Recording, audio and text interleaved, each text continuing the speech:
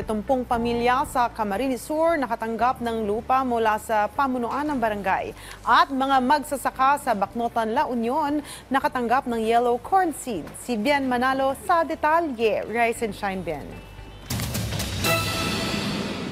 Maagang pamasko naman ang natanggap ng 70 pamilya sa Tinambak, Camarines Sur. 1 ektaryang lupain kasi ang ipinamigay ng pamunuan ng Barangay Camagong na maaaring pagtayuan ng mga bahay ng mga benepisyaryo. Bawat pamilya ay mabibigyan ng 100 square meters na lupa.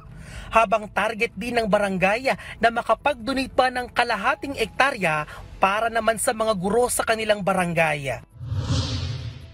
Halos 40 grupo ng mga magsasaka naman sa Bacnotan, La Union ang nakatanggap ng libreng yellow corn seeds mula sa lokal na pamahalaan.